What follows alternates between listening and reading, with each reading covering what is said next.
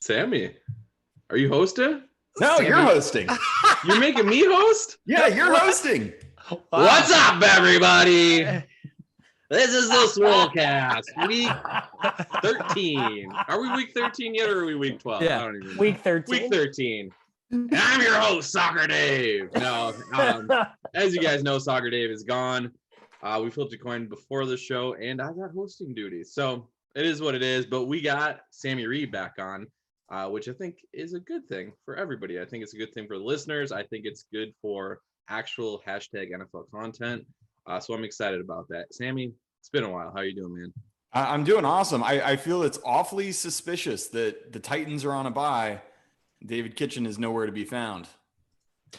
Yeah, it's awfully suspicious. If he was here, though, he would find a way to tout Josh Reynolds and make it still feel like it's part of his personal brand. He actually would have opened the show with Adrian Peterson visiting with the Seahawks today. That is brutal news. Do I need to scratch Josh Reynolds off my tout list right now? I mean, you can. Kitchen mushed him on Thanksgiving, though. He was like, "Oh no, you can't play Reynolds, min-price Reynolds, can't play him. First drive touchdown. Never in doubt.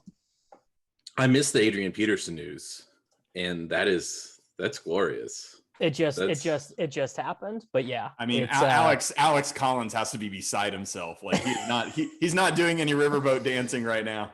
What's the difference between 28-year-old Alex Collins and 36-year-old Adrian Peterson? I see no real difference. Some hair. The best is, like, you just imagine Pete Carroll flipping through his playbook. He's like, yeah, we're really thin at running back. I could, maybe throw the ball more to DK Metcalf, Tyler Lockett, and Gerald Everett.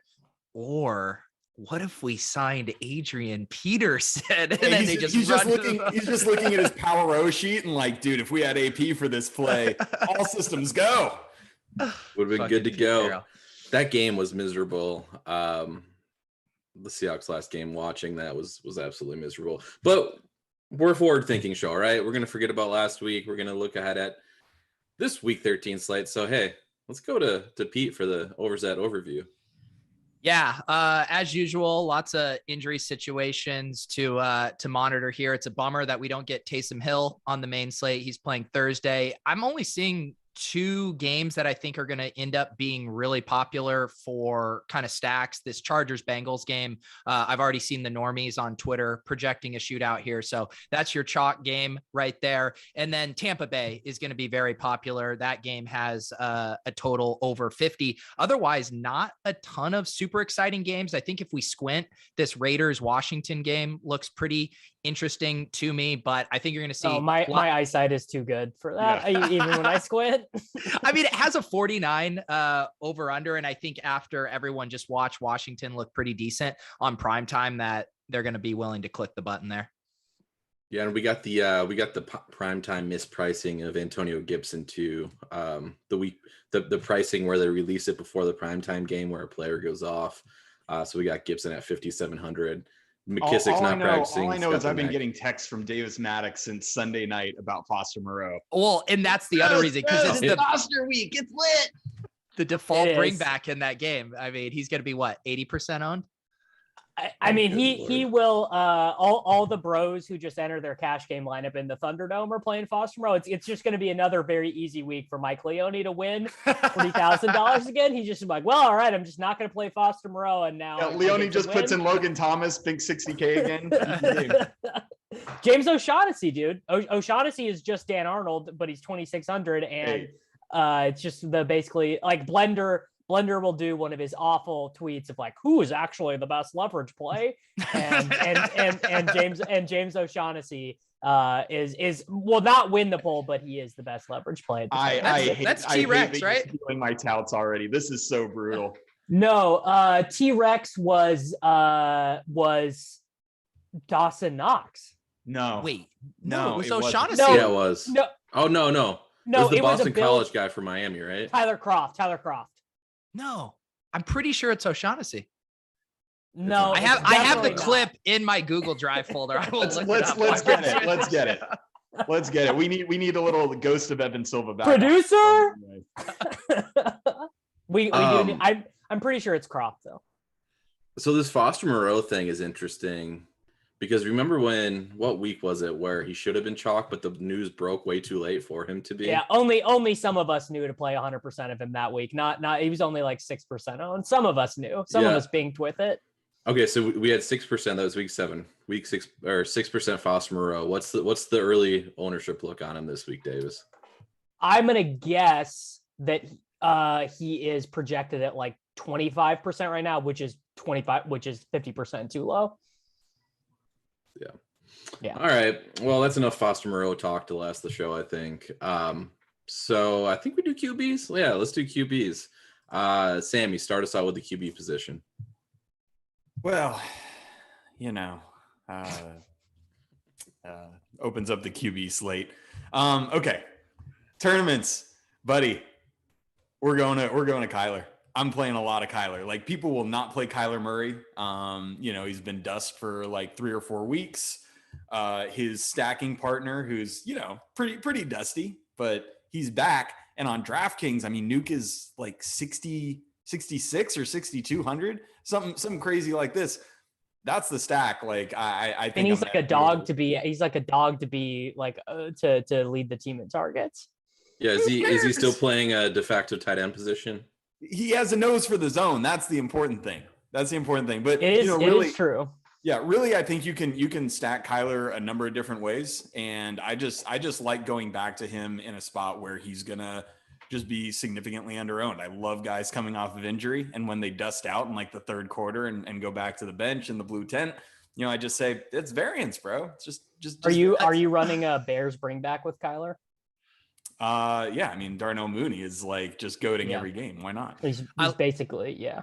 I like how Sammy just fast forwarded to the portion of QBs when Kitchen says, and any other QBs we haven't named yet. Yeah, that's where Sammy went right there with Kyler. the first QB he mentions. You could have saved that one. Well, I mean, so the other thing is this: you guys were talking about Pete. You were talking about stacks that you like, and there's not very many. One that I actually really like is Rams Jacksonville. So this game actually projects to be the best paced game. And I think the Rams are, over the last 8 weeks, like the second or third highest pass concentration in situation neutral. And so I think it's money. And now they have multiple receivers who are pretty cheap in OBJ and Van Jefferson, who you can stack Stafford with and bring it back with O'Shaughnessy. Or if you're Davis, Laviska Shenault, or Pete, you guys can stack. No, LaVisca's definitely way more Davis's brand than mine. Okay, go ahead. Oh, interesting, Peter. Just passing it off. No, there was a point this offseason where Davis and Corain shamed me for having not drafted enough LaVisca, and then I had to ramp it up. So tough scene. Yeah, well, anytime you can get 0.8, average depth of target, you just got to go for it. So good job, Visca. But yeah, Ram stack, bring it back with O'Shaughnessy. I think Stafford is really a smash. Obviously, probably go cheaper in cash, but I think people are playing Brady in cash. Man. Yeah, Brady or Lamar, right? No I mean, no Lamar. the Lamar is like that game is terrible. It's got a low total. It's got one of the lowest. It's just going to be one of the lower pace games. But Brady is my highest projected quarterback by like a full point. They have that not matchup against Atlanta.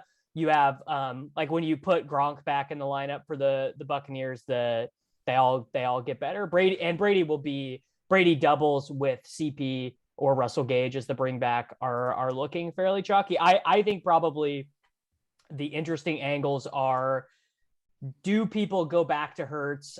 He is our highest optimal probability quarterback. Do people go back to Hurts after him playing so bad? Or if Miles Sanders and Jordan Howard both don't play, are people comfortable playing Boston Scott and Jalen Hurts together? Or do they just play a bunch of Boston Scott, which, I don't know. That's Boston Scott way better than Miles Sanders. And then Herbert, obvious stack with Keenan, and apparently the obvious bring back with Dominator T. Higgins. Apparently that's just who T. Higgins is now. Look, that's the thing. If you want to play Herbert, you just never stack him with Keenan. That's the trick, because Keenan never scores a touchdown. He never gets the bonus.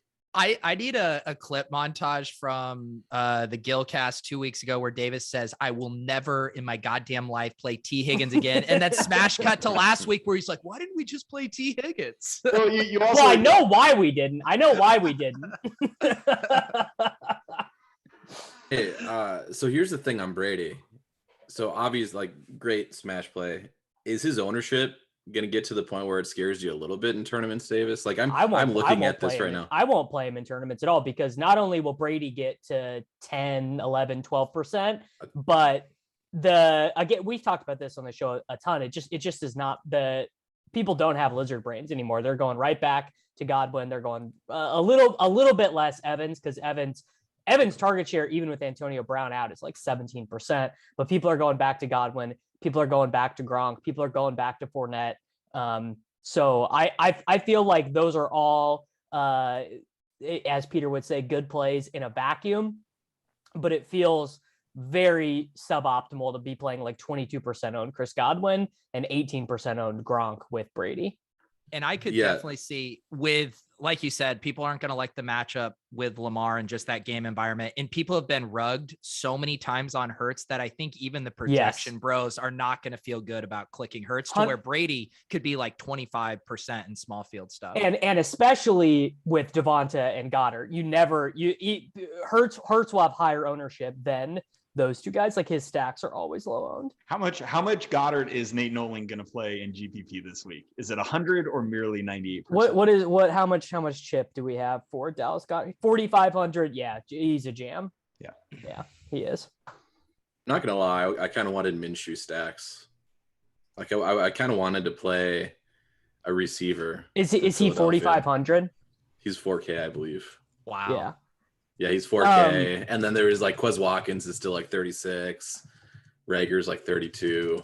You could have done some pretty fun things there, I think. What about the two guys facing the bottom defenses, Kirk and Wentz? Wentz has kind of been balling a little bit. Yeah. Tuttle, I won't do it, but Tuttle, you could always go to Mike Glennon, baby. He's out there. I can't do it. He's out there in force. Stick your neck out a little bit. Take some Glennon. Do you guys remember what happened the last Colts-Houston game? Was it a shootout? It was like they gave Taylor maybe like 5 carries in the first half, if that. Oh, I do remember that. I mean, but they do this every other game. That's the thing. Yeah. But somehow, and then he had like an 80-yard run or something, and then ended up getting there. But yeah, he ended up smashing, of course, on what looks like 15 touches now. Played him in cash that week. Yeah, I guess because everybody did, because it was like a sharp thing to do, and he's gonna be so high on this week. But I was surprised because I'm like, well, if they didn't give the ball to Taylor, Pittman must have smashed that week, and no. I think they had like multiple touchdowns from their dusty tight ends in that game, if I remember correctly. Well, it's also the T.Y. Hilton Houston thing. Oh, right? that's right. God. Yeah. Oh, people love T.Y. Hilton against the Texans. Yeah. But JT is going to be mega owned with the Foster Moreau salary. Like, we finally have a really good punt play that everyone's going to give up to him. So my argument against JT getting out of control in terms of running back ownership, it's the same thing from that first slate when McCaffrey got back, there are like 10 nut running back plays. So we have James Conner at 5,900, Jamal Williams at 5,400, Eli Mitchell at 6,000, Darrell Henderson at 6,100, Gibson at 5,700. Madison will cull a little bit of ownership. Gaskin will get a little bit. Like there are probably like 10 really good running back plays this week. So I don't think we'll see like 35% on Taylor, even with the insane projection. The only thing though that might still keep that in check is the top in a wide receiver isn't as good as it has been, because we don't have the Hill and the Diggs and all those guys. So it's like people will want to get up to Kupp. I guess people are probably going to mostly decide, do I want Jonathan Taylor or do I want Kupp in my lineup? And they're going to, they will choose Jonathan Taylor. And they will choose Jonathan Taylor. The box score bros ain't liking Cooper Kupp right now. And you can just stack him with Matthew Stafford and print money. I'm telling you. People vastly underestimate the box score bros. It's something I've realized a lot with doing ownership projections. Like the box score bros, when they latch onto somebody, they're going to pump that ownership up. So I do think Taylor's going to be high owned. But I guess we're still technically on quarterback. Is there anybody else anybody wants to mention? David Carr. Yeah, I was just going to say, I mentioned that game. Derek Carr. Didn't Whichever seem like one. any. Yeah, Well, the not good looking one. I guess the issue with Derek Carr is that Renfro Moreau double stack is just going to be so popular and so easy to make. You have to play Desean Jackson. Is that a problem? What was the snaps like last week? I didn't check. He got up there. He got up to 49%. I think not only are they sick of Zay Jones, but they're super sick of Bryan Edwards too. So I think there's room for him to get up, assuming his body doesn't break, to like a 65% snap share or something. Yeah, the problem with playing Djax is I think it's like 3 times a season he's running with the ball toward a touchdown and does something stupid where he could have just ran in the end zone. Well, he already did it once. Right. So he has 2 more to go. And that could be this week. It could be really, really, really tilting if we go there. Yeah. I mean, really, the thing I'm having trouble with is like, and this is always true for me every time Dak and Mahomes aren't on a slate, is like, so we have Hurts. Hurts will always be the guy that the leverage scores want. And then you have Brady, who's the top projected option. But it's not like I'm like running to slam in Justin Herbert, running to slam in Joe Burrow, running to slam in Staff. Like I don't feel I don't feel a ton of conviction. Like I feel like Herbert probably is the guy, but I don't have like a ton of conviction in that. I mean, Matthew Stafford. Burrow's probably an incredible tournament play, right? Like we didn't even discuss him here. The box score bros all over Joe Mixon after that big game. You can go back to Chase at probably, and this game looks really good. I mean, why aren't we talking more about Burrow now that I think about it? Because Joe Mixon just had like 97 touches. That's why. And what's the talk around Chargers defense too, right? You could just run on them. Run funnel. That's man. That's remember why the Bengals are actually a good DFS? play. Yeah. Dude, remember the charts? There used to be little charts people would post on Twitter for the run charts. funnels and the pass funnels. Yeah, they got shamed out of that. But the Bengals, the Bengals are top 6. They're 6th over the last 8 weeks. Graham Barfield posted this in pass heavy game script. All right, I'm just saying my GPP bro senses are tingling here on the Burrow doubles. Love it. Burrow to Chase. Yeah, always Chase. And bring it back with him. I mean, if no one's gonna play Higgins again, sure, why not? Embrace it, Davis. I mean, I guess I just needed to see proof of concept that he still existed. You read the white paper, but now you needed to see it in action. Well, I've been reading the white paper for a long time, but it's like people hear about the Lightning Network and they're like, yeah, but really, like people need to see that you can buy Starbucks with Bitcoin to accept that it's a thing. T. Higgins is a layer 2 solution.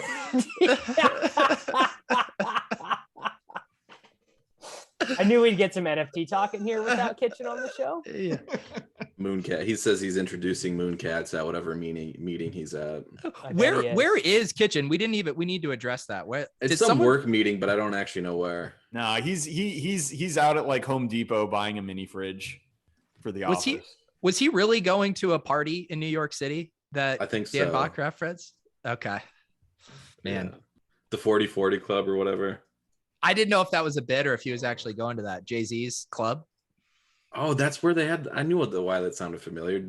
DraftKings had a final there like years ago. Oh, I think I remember that one. Did they shoot a big video there or something from that final? I think they did. I had a newborn at the time. Okay. Had to bring him along. He did not like Jay-Z's club. He did not sign off on Jay-Z's club. When have you not had a newborn, Tuttle, I think is the question. Well, we were actually just making this joke with my wife at Thanksgiving. It's been the first time. I was trying to get her wasted. I was like, this is the first time in a long time you haven't been pregnant. Did she pull a Tuttle and say, I won't get wasted, but I'll get high? She did not. Sammy Reid's natural state. No, she did not. She drank a little bit, but not too crazy, I guess. Tuttle, are you done? Or have you gotten snipped? The people need to know. I have not taken surgery yet or had surgery yet. Brave man. We'll see. He's still one new mattress away from another little Tuttle coming out. All right, enough about Tuttle's sex life. Let's move on.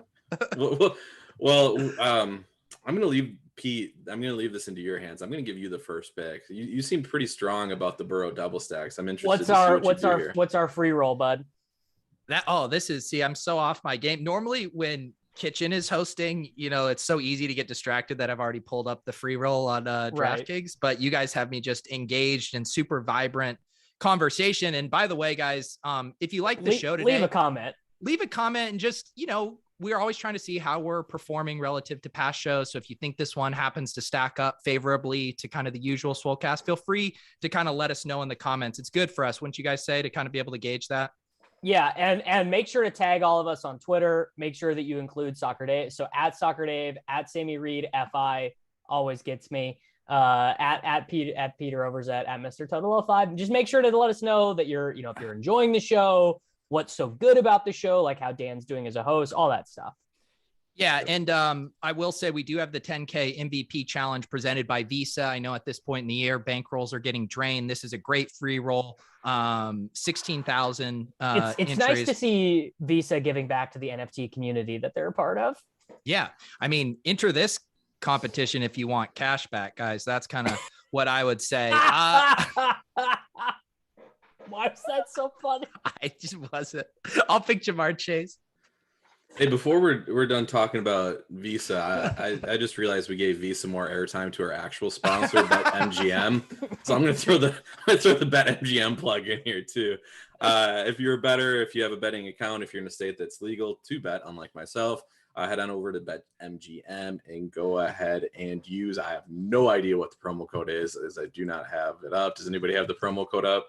Yeah, let me pull up the email for you here. Absolutely not. GRINDERSBET. There you go. And how much do you have to put in play? Okay. Use the bonus code GRINDERSBET and bet $10 to get $200 instantly on BetMGM. And Bach is going to cancel us. Man, look at this Swolecast working as a team without Soccer Dave, right? Exactly. Fostering a positive work environment, lifting each other up. That's right. There we go. And let's make that lineup for DraftKings now. Yeah, I picked Jamar Chase. I picked Jamar Chase. Classic cash game GPP pick here. All right, Davis. I will take Justin Herbert on the other side of that game. All right, Sammy. Davis was too scared to stack him with Keenan and ruin his personal brand. Yeah, you can't do it. You can't do it. I swore if Davis was mentally strong, he was just going to jam in David Montgomery. I'm going to go. I'm not associating with this little stack that you guys are doing. Don't say Deontay Johnson. No.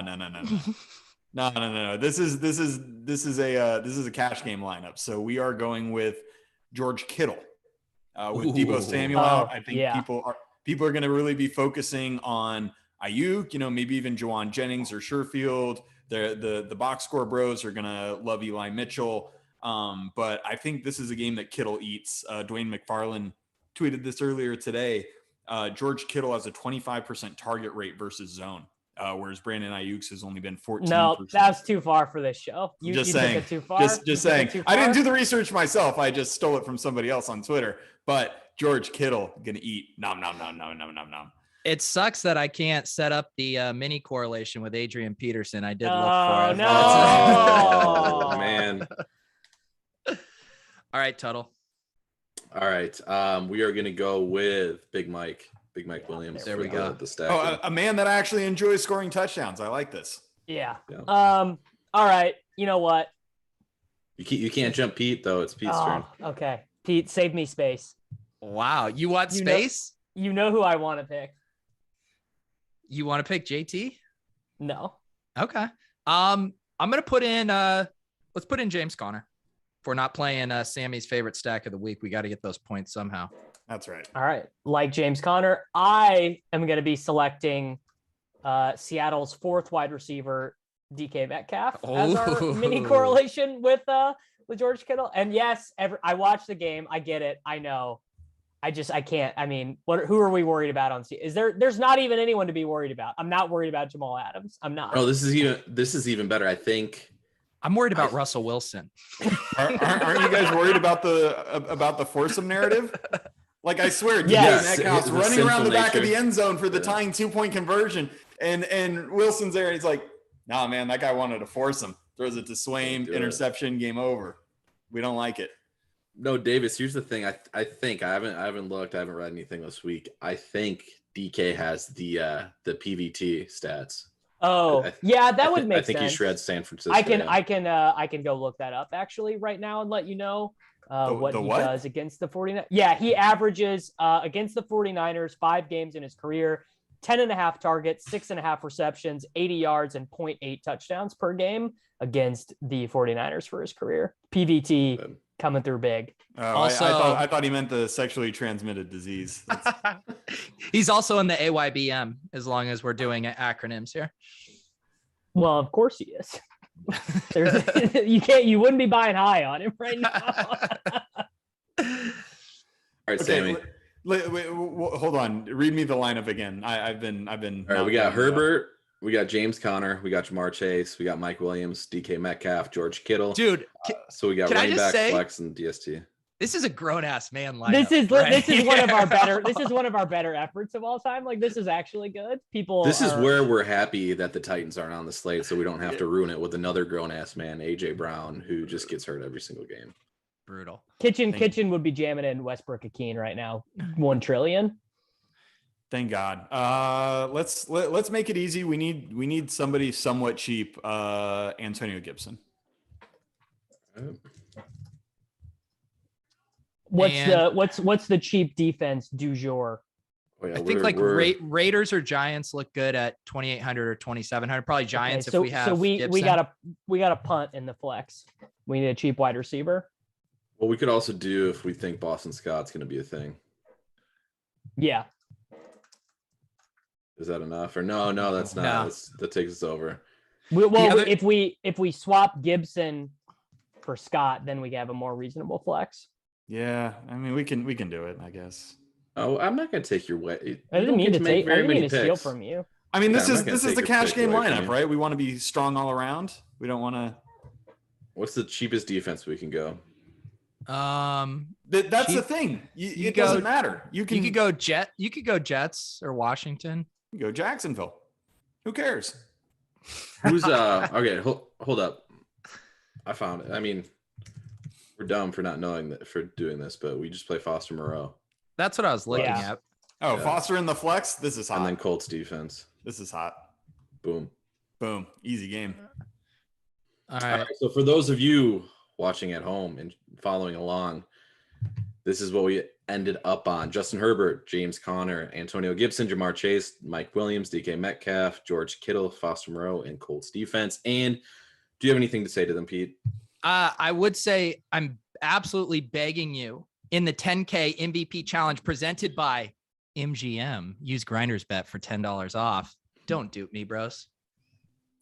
Don't dupe him. Don't This lineup is so hot. We got DK and Kittle. We got Foster and Gibson. We have the LA Chargers stack. I mean, yeah, we got this lineup will be duped. I guarantee you. We have some good late swap options there too. I mean, this is just a really sharp GPP team. That's what Davis likes about it. Yeah, love to see it. All right. If you're Davis, not swapping, you're not trying.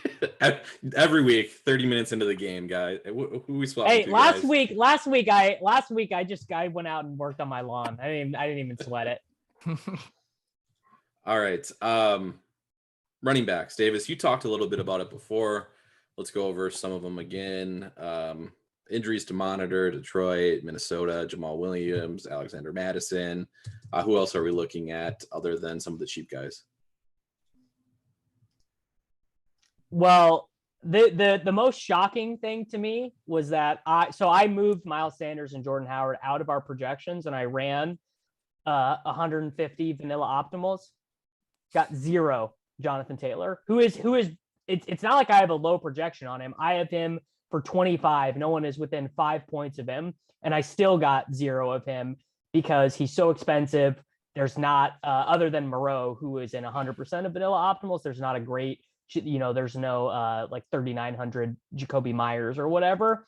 So Fournette is coming off the huge game last week. He is I think a phenomenal play. But I do think that the way people play DFS now, I actually think that the guys who are going to get most overowned relative to their projections are Jamal Williams, Eli Mitchell, Henderson, Gibson, and Boston Scott. I think that those 5K, 6K running backs just jam them, and the Jonathan Taylors and the Fournettes and the Austin Ecklers. I think those guys Jonathan Taylor will not be forgotten about, but I do think that he will come in way lower owned than what you would think just opening up this slate. Yeah, but I feel like last week we saw a similar dynamic where people used one of the values to get up to McCaffrey, where people don't necessarily feel comfortable jamming 2 of the 5s, but they'll happily, take Boston Scott if it gets them up to Jonathan Taylor. Yeah, but last week the value options were like, Miles Sanders and who was the other loser we played? I don't even remember. People were playing Ty Johnson and David Johnson. Like those guys are all losers. There are no loser values this week. It's all guys who are actually good. Let's be honest. Boston Scott's a loser value. No. Boston Scott against the Jets, if Sanders and Howard are both out, is not a loser value. That's a real value. Yeah, you're gonna be so excited when Jalen Hurts just like takes everything in from the 1 yard line. Now, Kenny Gainwell comes and just has the biggest game of his career. Yeah, I think it's interesting that you're talking that Eli Mitchell is probably going to be out owned for his projection. I think, just like looking at Mitchell and the workload he's getting, the guy had a pin in his hand and he still caught 5 passes. Debo's out, not there to vulture his rushing touchdowns. Like I'm pretty big on Mitchell, TBH. Yeah, I worry. The narrative heading into this game or last week was, all right, Eli Mitchell's hurt. They don't throw to the running back, and then he did JWJ season while injured and just had that massive game that I feel like for most people now there's just no concerns. What possible concerns can I have about Eli Mitchell? And he'll be pretty popular. And that's why I think that Kittle play in our DK lineup is going to be so sharp because no one wants to play Kittle after what he did to us last week. That's right. The nice thing about Eli Mitchell now is that Debo's not scoring those. Debo's not taking all his touchdowns. Dude, Debo is a master scavenger. Like we have not seen a scavenger like this in. What about? Does anyone want to tout Brandon Ayuk as a runner?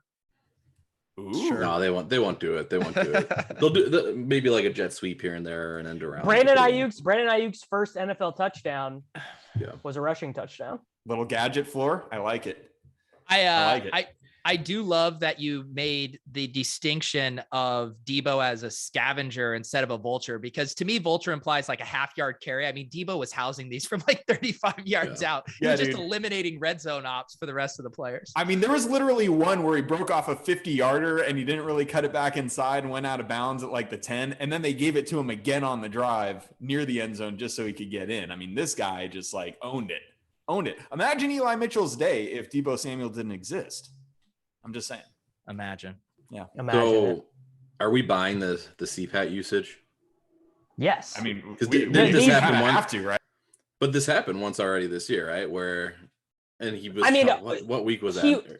Patterson is never going to get enough raw volume as a rusher to be like Jonathan Taylor or whatever. What he offers you, and I can hear Nemo Nolan screaming right now. But what CPAT offers is that he is actually efficient.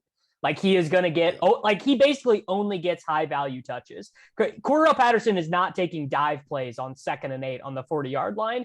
He gets the ball in space and he gets the ball as a receiver and he gets the ball near the goal line. Like the Falcons coaching staff can't do shit right, but they know to at least get it. And they know to get him the ball where he can do stuff with it. Does Nemo watch this show? Absolutely not. No Absolutely way. not. Nemo is literally just running Sims on his proprietary model. And Sunday morning he wakes up and, comes back from church and then he spits it out and uploads a CSV and that's his lineup. Yeah. He's going to be playing David Montgomery this week. I can feel it. No, they shit on me for playing David Montgomery with 94% of the running back snaps. Yeah, that was completely justified, FYI. So Tuttle, are you just as we're talking through here, no one's that really excited to play James Conner, but he's got the triple dong upside here. I'm never excited to play Conner, and we have him right now. We have him with the 4th highest running back projection is RG projection. Yeah, we have him super high projected. Also our 4th highest projected running back. Yeah, he would be the guy that it's kind of always been the case. He's the guy I would probably exclude from all these guys we've mentioned. We haven't even mentioned Darrell Henderson yet, who's just $200 more than Conner too. And got 80% of the carries last week. Yeah. People thought Sony would start to get more work, and it's been the opposite. Are we at all worried about the quad injury, or is that just? He literally has been. He's always cute. He's the Black Knight from Monty Python. It's like the guy's missing an appendage. He gets banged up every game. I think he's left injured 4 times this year. Should we move on to wide receiver? I do have a hard out at 3:30. I mean, since you have a hard out, I guess we should. Hold on, one more tout. Joshua Jacobs. No. Yeah. No. Yeah. Definitely not. Yeah. Davis hit him with one of these. I kind of have to hear the reasoning behind this one. He's fine, but he's the 19th best running back play. I mean, we're not playing him in cash, but in tournaments, you need some touchdowns. And the reality this is a cash game show, Sammy. We build everyone's optimal cash game shell here. I don't know if you heard. Yeah, well, I've been hand building some lineups. I didn't really run them through the Opto, but I hand built some. And I found out that Washington, not a good defense, but Josh Jacobs has been seeing a lot. They gave him the squeaky wheel last week and gave him a ton of touches and they won the game. So psychologically, the coaching staff is that worked. We want to go back to it. And secondly, they've been using him a lot more in the passing game as well. He's got 36 targets, I think, in 9 games. So Josh Jacobs used to be this 2-down grinder that we never really wanted to play on DK. But I actually think he's getting usage in a spot where nobody's going to play this guy. And I actually think he's got a really good, upside here. So that's my Josh Jacobs, everybody. Sorry. Yeah, that's enough time on Josh Jacobs. Yeah, okay. I would just like to say that I'm super tilting right now because I'm still doing NBA ownership and all that stuff. And we just had 2 massive NBA injuries announced. Yeah, Paul George out for rest. You love to see it. Paul George out, Bam's out with a UCL injury for the next few games. And I was actually on top of shit. I refined and did my in-depth run of ownership before the show so I could work on stuff after. Well, that was on you. You should just know to not do it until 5 o'clock. Yep, never be proactive with anything in life because shit happens. Unless you're doing the only first look show in the entire industry about the forthcoming DFS slate, in which case we need to be proactive, fellas. So be proactive with the wide receiver position, Pete. Yeah, wide receiver. We've mentioned, I think, a few of the best plays so far. I think Ayuk is going to be very popular at this price tag at 5,600. Probably going to end up being mega chalk. I do agree that people are going to be willing to go back to Godwin even after the bad game. He projects well. And then also Cooper Kupp, I think, with the value on the slate, like we said, people be deciding between JT and Kupp. A decent amount of people will fit Kupp in. And then, I don't know, I think it's interesting. Odell looks decent to me. Absolutely jamming Odell this week. But my question is, are the box score bros going to chase that, or is he still going to be kind of under the radar? Because some projection systems will be more conservative on him. I bet our friend, I would bet sight unseen that our friend Michael Leone has Odell Beckham projected for less points than I have him projected for. What do you have his target share at? I have Odell's target share at 22%, and I have Van at 19. What's Kupp at? 46. 30. Yeah. We have noted Odell Beckham tout Davis Mattek. I mean, I just think Odell is way better than Van, and Van gets shot plays, but Odell is much more likely to be targeted closer to the line of scrimmage in a normal game. Yeah. Like Van. What wasn't all of his production last week on a shot play? Odell, you still could got 10 say targets. Yeah, 10 targets. You could also say that was just a function of stat. I just had Justice on the Takecast, and he knows way more about watching football than I do, and he said that that's really all Stafford can do right now, that he's just so banged. It's like very hard for him to just do the normal like progression stuff. And it's, which I don't know what the fuck I'm talking about, but it's also 5,500 Odell playing 98% of the offensive snaps. It's like, I'm probably just going to be playing that guy a lot, especially if he's 8% owned. And it's the Jaguars. We're not worried about the Jaguars defense. We're not. Yeah. Yeah, I wrote up Beckham on the old expert survey at RG last week because I wanted to be first to the party. And he won't be as low owned as he was last week, but this is still probably about as cheap as we'll see the rest of the season. I mean, he'll probably about split ownership with Van, I bet. I bet Van will be like 8 and Odell will be like 11 or something. Yeah, I can see this being a Rams just smash game too. If Stafford has anything in him that they just run score. They gotta be winning these games, and I still think McVay would absolutely love to do the FU and get Stafford MVP votes. I don't think he can win at this point, but McVay loves those narratives. I mean, what they were up?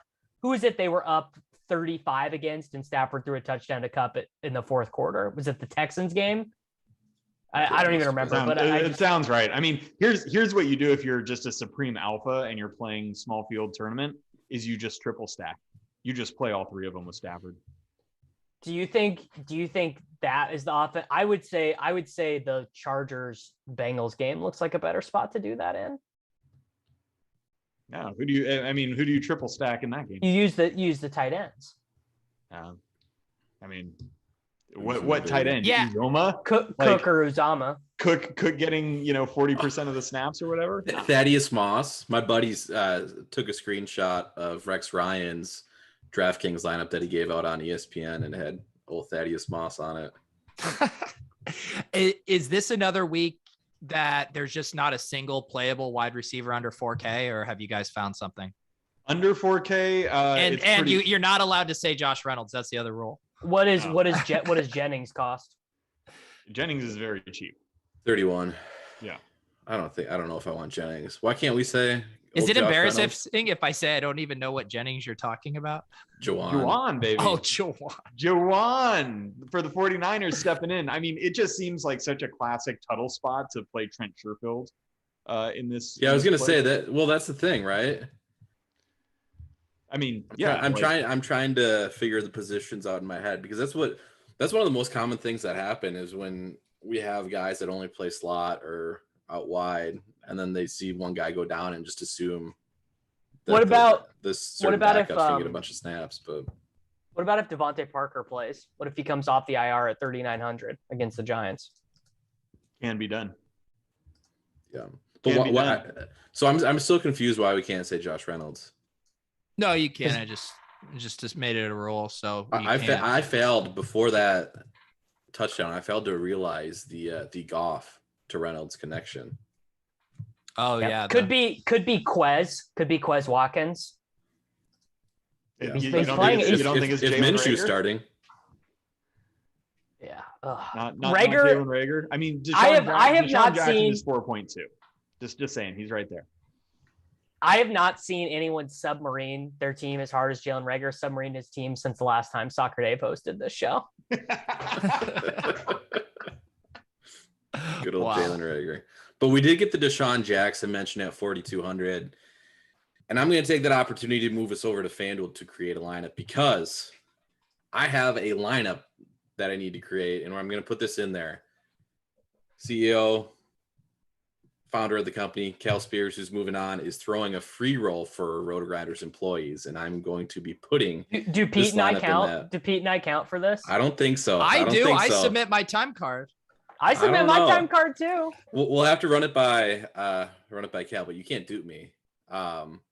So Desean Jackson made me think of this free roll because Desean Jackson anytime touchdown was on Cal's epic single game parlay hit.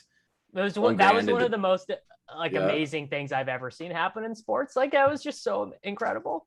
1K and to do over 200K. He's giving back. Already donated to some shelters in Tennessee, and he's giving back to the RG employees like myself. So I need a lineup that is going to take this down. Looking at the payouts, I can get up to 2K here. So hopefully I'll get a free $2,000 from this lineup. I have the link to this, so I can enter. I don't know if I should, but I can. Yeah, Davis actually needs to win this for what David Montgomery did to him last week. So well, if you're in the channel, I would say you're good. Well, I'll think about it. Ask Cal if you have any questions. But he says this isn't open. Only people in this channel. He said it's open to people in this channel.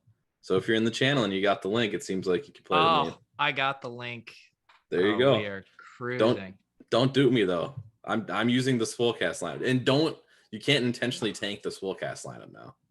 I won't. No. I'm gonna 1v1 you for rolls, bro. Let's do it.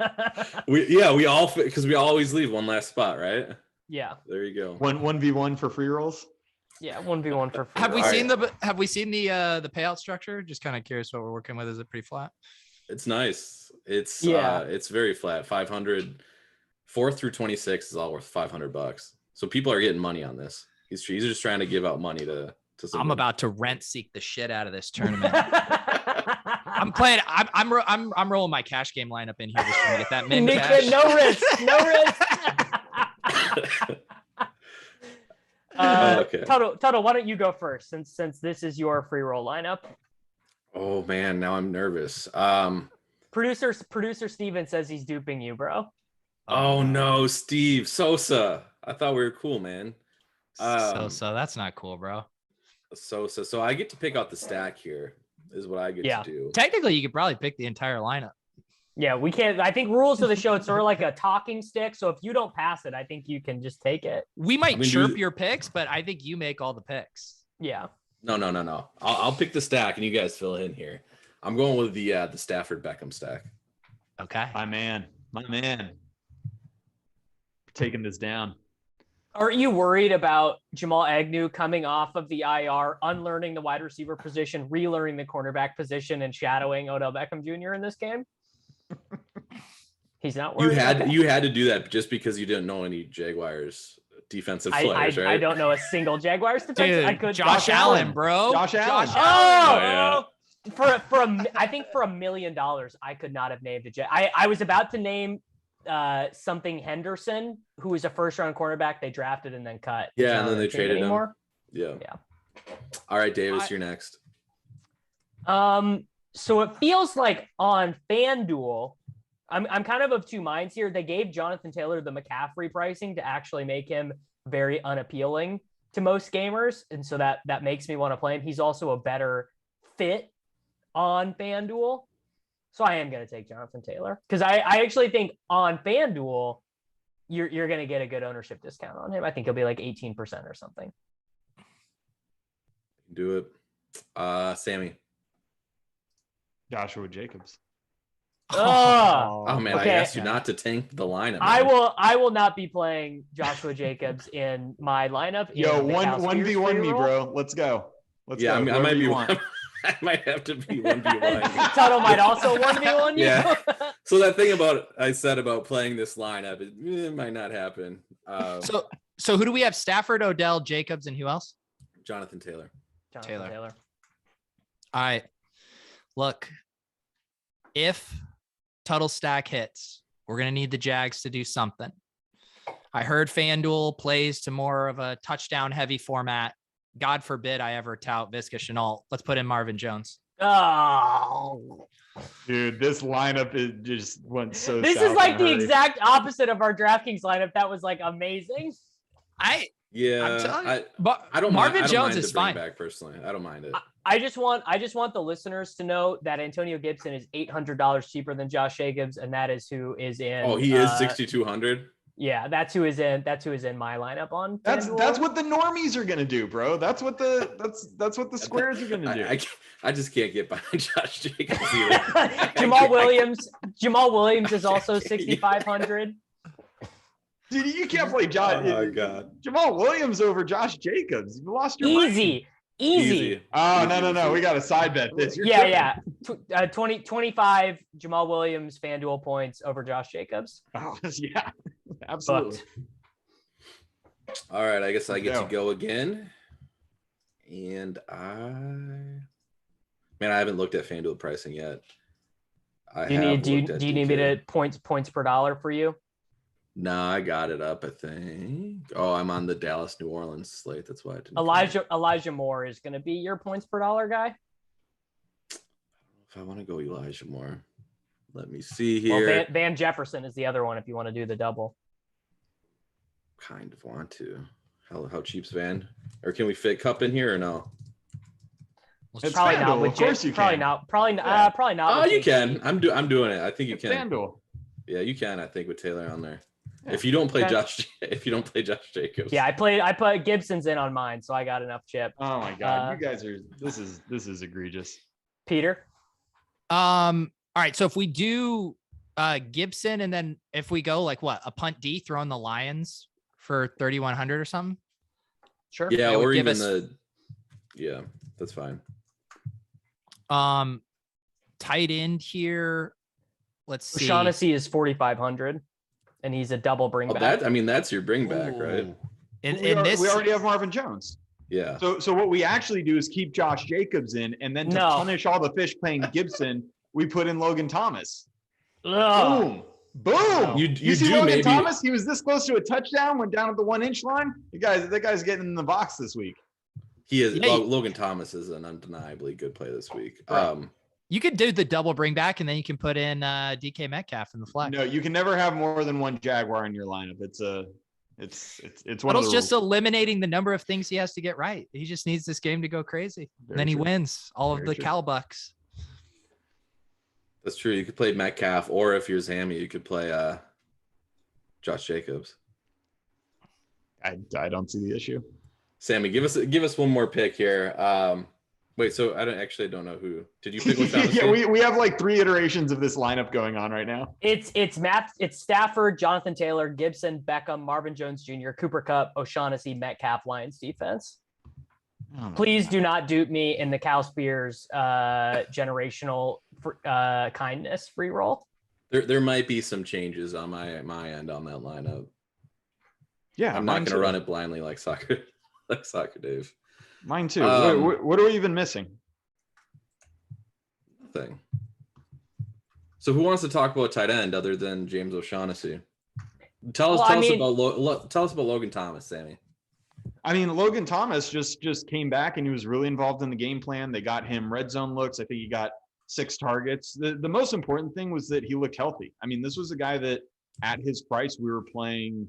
What, Davis? Like we played him like 2 or 3 times in cash over the first 3 weeks. I think we played him last year. I don't remember playing him this year. I feel like it was early this year. No, it was Seals Jones. Well, whatever. Yeah. Like regardless. I mean, it's the same thing. It's the same thing. I will say though, aren't you worried about Las Vegas cover linebacker Corey Littleton, who has a good pass coverage grade this year per ProFootballFocus.com? Wow, you learned how to use the site? Yeah. I'm not. Wait, Davis, what's Denzel Perriman's at right now? Denzel Perryman is not listed on my chart at the moment. Well, then I'm not really worried. Who's Denzel Perryman? Denzel Perryman, you made that name up. That is a creative. That is a magic. No, he's like player. top 3 in the NFL in tackles right now, my brother. Jonathan Abram also has been. If you watch the Athletic guys' film reviews, Jonathan Abrams, his play has really improved this season as well. We should do a game sometime on the show where we go around. We basically name defensive players. Once a player has been named, he can't be named again, and just see how many rounds. See how many turns. I bet we could go. Now, do retired players count? Like, can you name retired NFL players? Active. I bet we could get 20 names in. I'd want the turn so I could get both Watt brothers. Okay. That would be a big hack for me. I could name like 4 Cowboys and Chiefs defenders. I think I know like their cornerbacks names. Sorensen. Yeah, mine's pretty rough. I can't think of that many.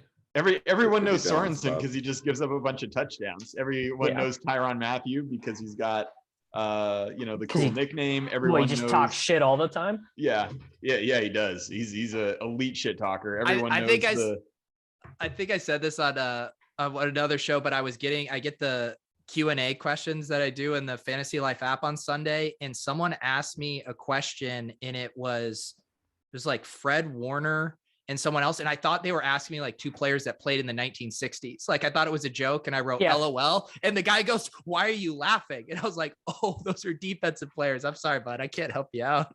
Fred Warner is a 49ers linebacker. Yes, you got it. But doesn't he sound like a 1960s running back? He sounds like that would have been a wide receiver's name back then. The tight end. Well, he is a tight end for the 49ers too, right? That's Charlie Warner. Warner, and it's spelled differently. Same last name. All right, I do have a hard out here in 3 minutes. All right, so we got. And I mean, who wants to say anything about tight ends? Anybody? Well, it's just do not play Foster Moreau in tournaments unless you're doing a double tight end lineup, because it is the most obvious leverage shit of all time that he will be over-owned relative to his optimal probability. He probably is not going to be correlating with your lineup. I'm not that jazzed about playing these Washington football team players that Sammy and Pete seem to be jumping out of their boots to play. Hey, they're in the dome. They're in the dome. Dome boner, dude. And we already gave you the direct leverage of unathletic tight end number whatever. O'Shaughnessy is Dan Arnold. Like there's just no difference between the two of them. And yeah, I do think this week is the perfect storm of mega tight end value a week or 2 weeks after the elite tight ends just sinking people slate after slate. Like no one's going to want to play Kittle and Mark Andrews and Pitts this week. Nobody. Except me. Do you guys want the 0.001% GPP bomb tight end? Yes, it could be my terrible take. Yeah, he's even the leverage off of O'Shaughnessy. Leverage off of O'Shaughnessy. Right. It's double leverage. It's leverage within leverage. If Pat Freiermuth does not go, Zach Gentry. No, cut the show. Cut the show. We've gone too far. Zach Gentry, huh? Let's go, baby. So he's the guy, though, right? So the interesting thing is here, who else do they have? Oh no, that would be nobody, sir. Nobody. No, I'm saying this is going to be the same thing that people do, right? They'll just keep Gentry as a blocker because that's all he does, right? They have Kevin Rader, and they also have a practice squad guy. They have Jay Sternberger. Sternberger's coming in and running 15 rounds. He's probably still on the practice squad, but if they bring Sternberger up, then replace Gentry with Sternberger. Under no circumstances should you play Jay Sternberger in any contest. I mean, maybe he does something in his personal life that he's good at, but don't play him in a fantasy football contest. The guy went to the University of Kansas. He doesn't know how to do shit. Wasn't he? He was at Kansas? Kansas Community College, A&M. Wasn't he like a second or third round pick too? Wow. Okay. He got cut. Yeah, he got cut. No. Yeah, I remember him at A&M though. Yeah, but that could have just been because Aaron Rodgers didn't like him. Yeah. You don't know. Dropped a pass in practice. Rodgers was like, "You got to get this." What I do know is that football players who went to the University of Kansas are not guys you want to be playing in fantasy football contests in the NFL. Boots on the ground. Boots on the ground. We have a hard out here at hard 2:30. Out. Yeah, so we got to get going. You know what? I'll give an extra 2 minutes because Cal is doing that nice free roll for everyone tonight. So I'll work some overtime. Well, if you want to do overtime, then we'll give everyone one final parting take. You got one first, Pete? My take is... Or it could just be a thought. It doesn't have to be fantasy football related, really. Yeah. It doesn't have to be fantasy football related. That really kind of opens things up. Maybe NFT related? Yeah. Do you want to talk about Mooncats and their upcoming schedule roadmap announcement? No, I blasted off on a mint yesterday, and I'm down bad on it. Buy MFers. Google them. I need you to buy my bags. I liked those. I kind of thought they would do well. Yeah. Do you want one at mint cost? No. And by mint cost, I mean my cost basis with gas, not the actual mint cost. I think I stopped doing those deals for you when I sent the equivalent of like 2,500 American dollars for Tokyo 10s that immediately went to absolute dust. Like total dust. As the miner was confirming that block, it just went to zero. I thought I was doing a nice thing for a friend. Sammy? I'd like to pump my bags a little bit. I have some man's coin and some man's coin lit that I acquired, Pete, like 3-4 years ago, I think. Yeah. After the initial white paper. Yeah. Freshly minted. I mean, these things, I know there's all these new NFT projects that have been happening and people have kind of been jumping onto the fresh new thing, but I'm telling you, man's coin and man's coin lit, when it forked into lit, I mean, these projects, they've got a lot coming. You can DM Pete for more details. I heard there's a book coming out about the block size war that led to the forking of the man's coin. Looking forward to reading that. Me too. Stack your Rams and look forward to that Josh Jacobs tweet touchdown when it happens.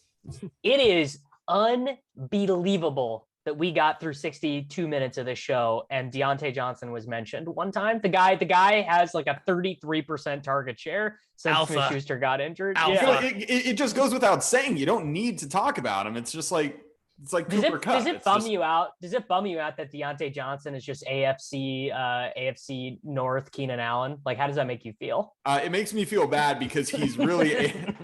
Why are you trying to hurt me, bro?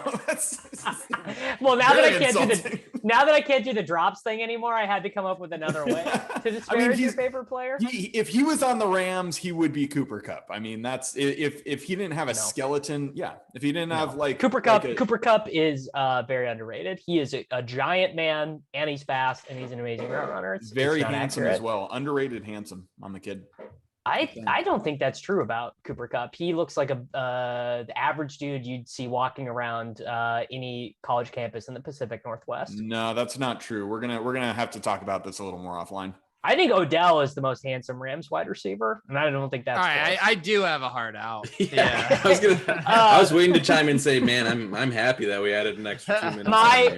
My take is that amongst all of this running back value, please do not forget that in Alexander Madison's 2 starts this year, he went 26 carries, 112 yards, 8 targets, 59 yards, and in his game against Detroit, 25 carries, 7 targets. Yes, I know Spark superstar Kene Nwangu is going to be active here and going to play more than Abdullah did in those games, but Madison with no Dalvin Cook is a better play in fantasy sports than Dalvin Cook with Madison active. He's gonna crush. This is ludicrous that you even like spent your last take to tout Alexander Madison. He's gonna be like 9% owned. Yeah, his price tag is gonna make it so he's not that old. He's 7,900. People will play Eckler. Yeah, he's expensive on FanDuel too. But anyways, moving on to close. Just want to thank everybody for watching, and remember, leave us some comments. You know, if they're disparaging Soccer Dave, they're even better. If they're congratulating us, saying how good of a job we did, that works as well. Smash that like button, and that is going to do it for this edition of the Swolecast.